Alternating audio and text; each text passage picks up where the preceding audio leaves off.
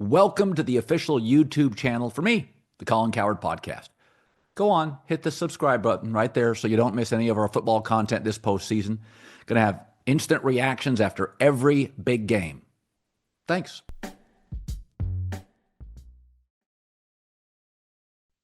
College football reactions presented by JLab. JLab has the best audio products in the game. They're ready to take care of you this football season. Traveling to watch your favorite team or just streaming the game at home. Find the Blue Box at Walmart, Target, Best Buy, or go to jlab.com. Love their stuff. The Blue Box.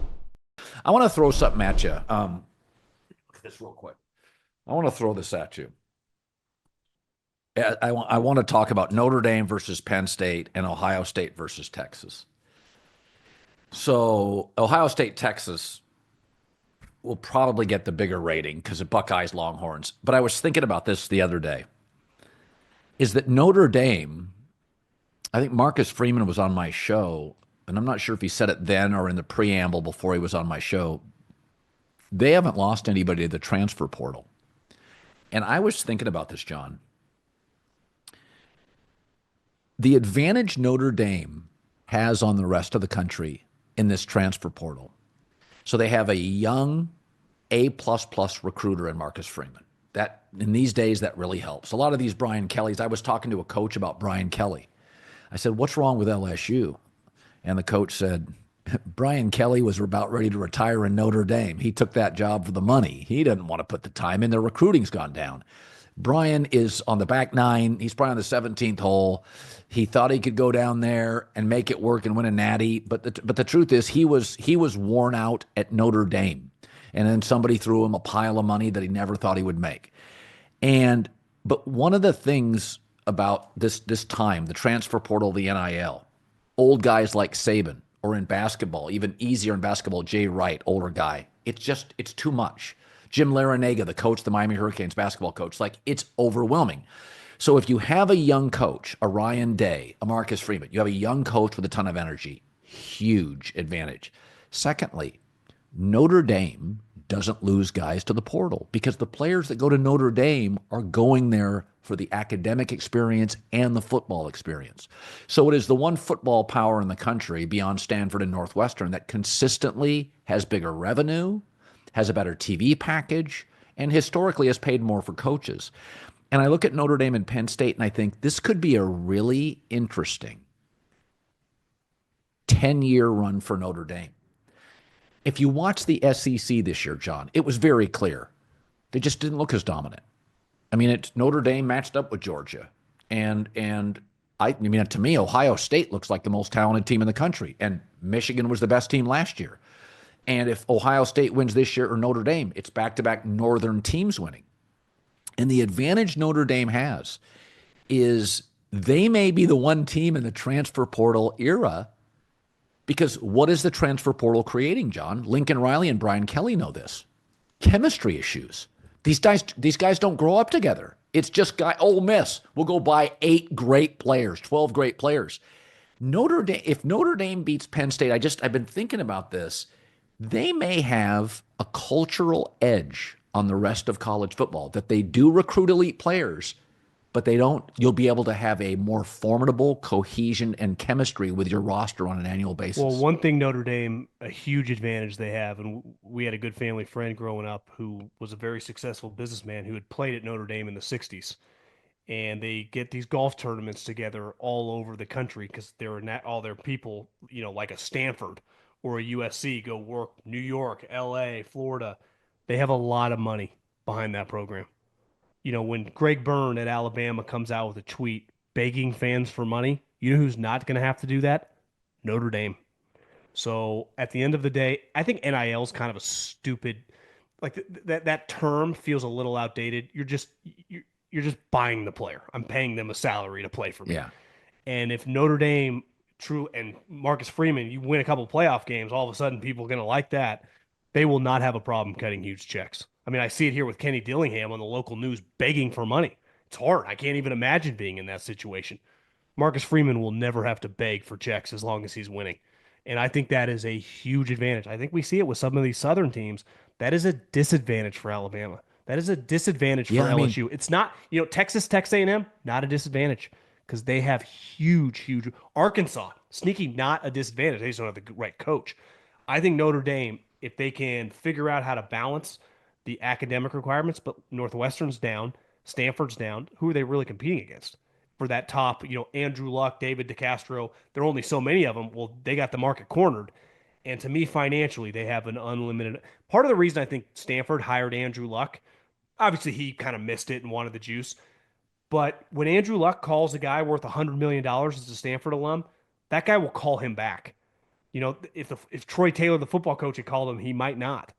And I think Marcus Freeman, now with the momentum going and people start getting a taste, I think they've already had the success where their budget is going to be as high as any because they have the funds. I mean, it's impossible to not work in business or be around. You're in Los Angeles. How many Notre Dame people do you hear of that just have unlimited amount of money and want to be part of the program? It's a really that university, if you went there, means a lot to these people. And I think the one thing that they will always fight against is it is hard to get certain positions in there. Like they never really have great wide receivers, right? Or yeah. top 10 corners. Sometimes academically you got to push, and that's something the more success Marcus Freeman has, he can push back. But I think they have looked defensively where Brian Kelly had good teams. This team looks much more like an SEC, Ohio State, Texas speed-wise. You're like, holy Oh, no. shit. When I watched Notre Dame, Georgia, and I watched Notre Dame's corners, they were not getting beat down the field. No. I felt like Notre Dame, you could switch jerseys. I couldn't tell. I thought Notre Dame looked great. And I do think, they're called collectives. I think kind of the issue you're finding with this stuff is that there's a chemistry problem. So you bring in players, they get paid, and then guys that are already there don't get paid as much. And I think Notre Dame's edge is you don't go to Notre Dame to get a paycheck. You go for a legacy. I mean, that's one of the reasons Duke basketball and Mike Krzyzewski beat John Calipari in Kentucky. And Calipari, so predictably, threw a hissy fit, is that, it was this one and done culture. And then Krzyzewski started selling, we're not about one and done. You're a Blue Devil for life. This is more than basketball. And they started taking some of those top players from Calipari. And Calipari's like, hey, this thing about selling for life. And it's like, John, you're a salesman.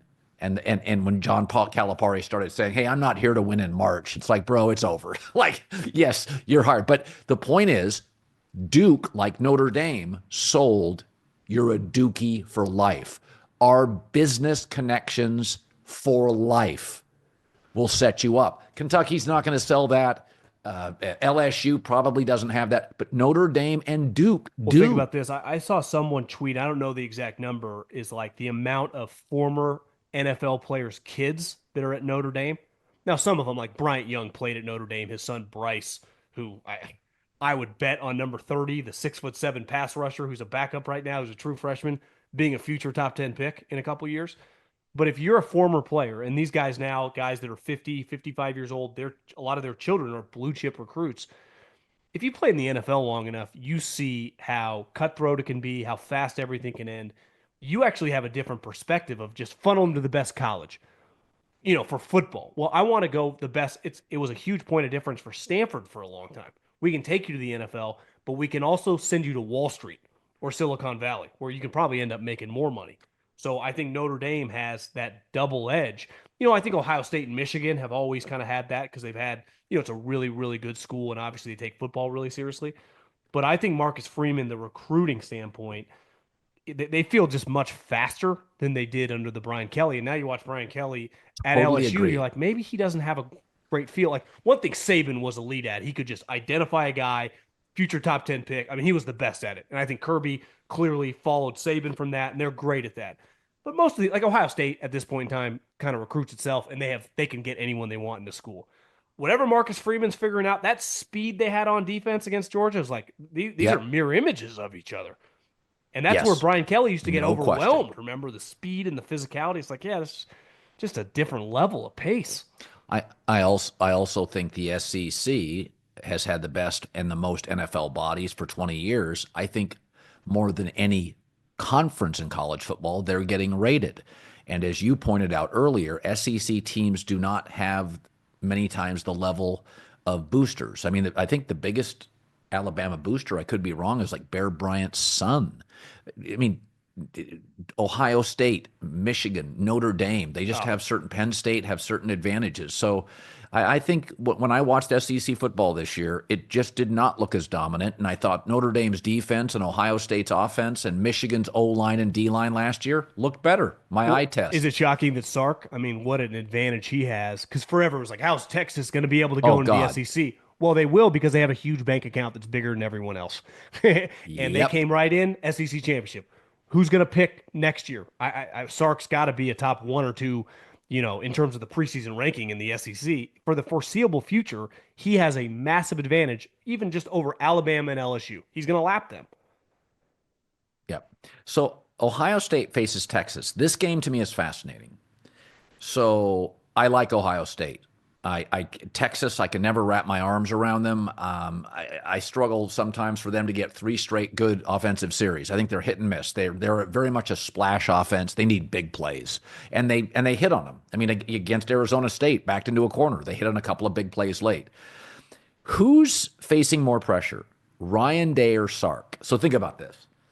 Ohio State backed up the Brinks truck, $20 million for this team. They look aesthetically like the best team. And they have rebounded from that Michigan loss with two dominating wins. But again, if they lose to Texas, people are going to say, when's the last time you beat Michigan? That's probably the worst loss in our program in 20 years. If Sark doesn't win a natty, it'll probably be because we feel like his roster underachieved. Because I think going into the season, many felt that was the best roster.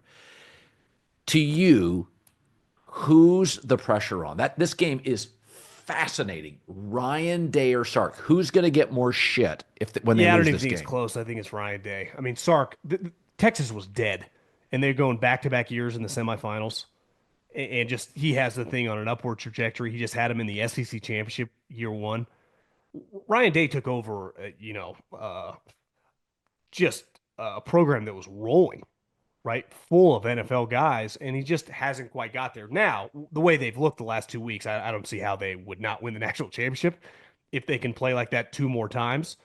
But I think there's still a ton of pressure on Ryan Day. Now, if you're betting on this, you'd have to pick Ohio State to win it all. But listen, Texas's roster isn't that much different than Ohio State, and unless Will Howard can just keep playing, is he just going to keep playing like Peyton Manning in his prime?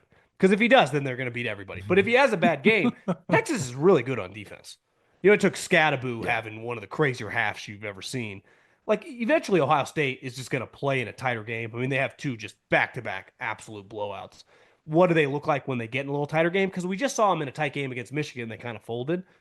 And whatever Ryan Day has done, and it was kind of easy, right? They had really got embarrassed. All those guys have returned. They got an extra week off, and they came out and they showed out. But I do think one of these games, one of these last two games, I like Penn State against Notre Dame. I think Penn State is just a little more talented, or at least equal to Notre Dame, but I like their quarterback more, at least the way, from a throwing standpoint. And I think Penn State could beat them, and I think Texas, in theory, could beat them. I'm picking Ohio State, but if Ohio State wins the national championship, you beat Texas, then you beat Penn State or Notre Dame. Like that would be really impressive, and then haters like me wouldn't be able to say anything about Ryan Day. I already think Sark's already kind of proven like he's really good. Back to back semifinals, Yeah.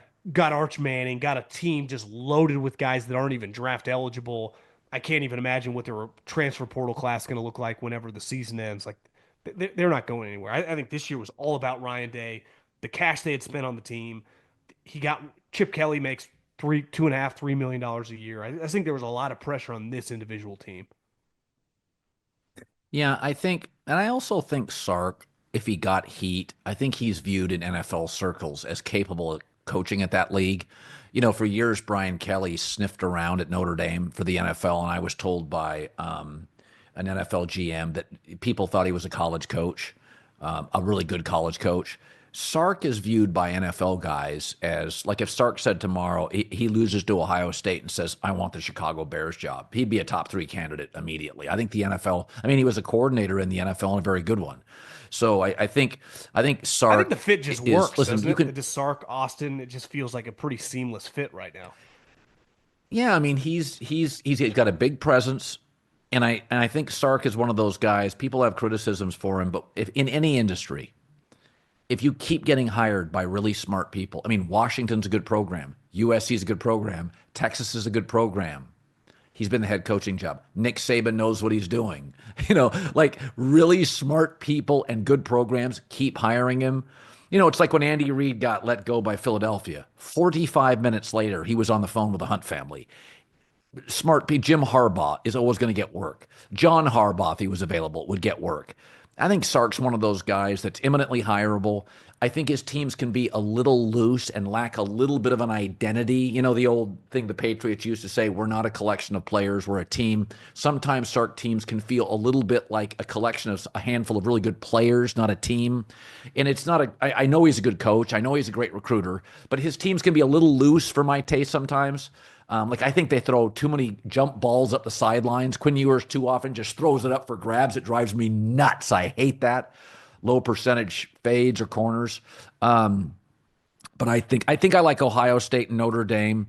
But I will say about Penn State, Abdul Carter, that rush end, if he's healthy, John, if he got drafted number one, I don't think it's crazy. I think he's so good. Don't they have a big advantage with the game getting delayed?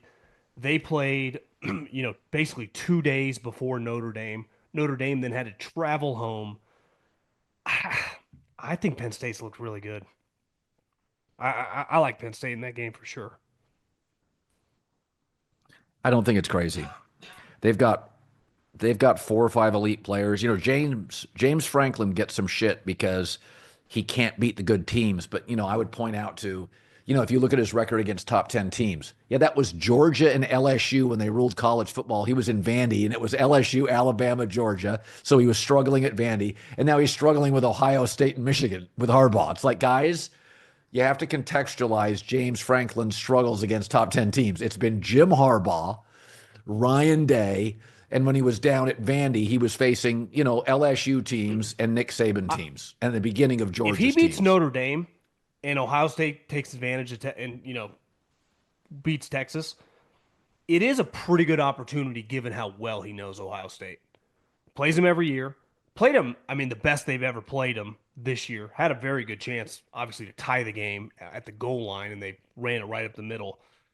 Their team physically, given their quarterback, like to me, the best NFL quarterback prospect playing right now is Drew Aller. And one advantage they have is these bowl games are not outside in frigid temperatures. And Tyler Warren has been dominant. The running back's been dominant.